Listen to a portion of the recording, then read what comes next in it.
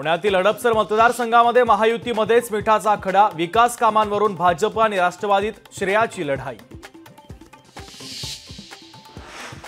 एकनाथ खडसेंना पुन्हा राष्ट्रवादी शरदचंद्र पवार पक्षात घेण्यात स्थानिक नेत्यांचा विरोध, तर खडसे फक्त राष्ट्रवादी शरदचंद्र पवार पक्षात असल्याचं सांगतात। त्यांनी लोकसभेला विरोधात काम केलं, माजी मंत्री सतीश पाटलांचा हल्लाबोल। महाराष्ट्राला कमजोर करून उद्धव गुजरातला पळवले, एक दिवस लालबागचा राजाही गुजरातला नेतील, खासदार संजय राऊतांची अमित शहा यांच्यावर घणाघाती टीका।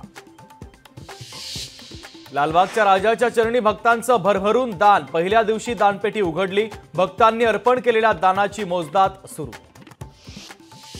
राज्यातील राजकारणाचा स्तर खालावला, बाळासाहेब थोरातांचा महायुती सरकारवर हल्लाबोल, 5 वर्षात सुरू असलेले राजकारण दुर्दैवी असल्याची थोरातांची टीका। देवेंद्र फडणवीस राज्याचे मुख्यमंत्री व्हावेत ही इच्छा, फडणवीसांसमोरच परिणय फुके यांनी बोलून दाखवली इच्छा।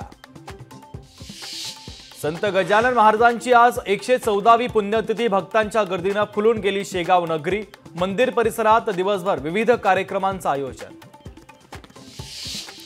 कोल्हापुरात बंदी असतानाही गणपती मिरवणुकीत लेझर लाईटचा वापर, तर लेझर लाईटमुळे तरुणाच्या डोळ्यांना गंभीर इजा, बंदोबस्तावरील पोलिसांनाही लेझर लाईटचा त्रास। 1.5 दिवसाच्या बाप्पाचं आज विसर्जन, मुंबई शहरात बीएमसी कडून 204 कृत्रिम तलावांची सुविधा, सुरक्षेच्या दृष्टीने समुद्रकिनारी मुंबई पोलिसांची नजर। पॅरालिम्पिकमध्ये भारताची घोडदौड सुरूच, भालाफेकमध्ये नवदीप सिंहला गोल्ड मेडल, तर 200 मीटर धावण्याच्या स्पर्धेत सिमरन शर्माला ब्रॉन्झ पदक। लोकशाही मराठी ऐका, पहा, जागरूक रहा।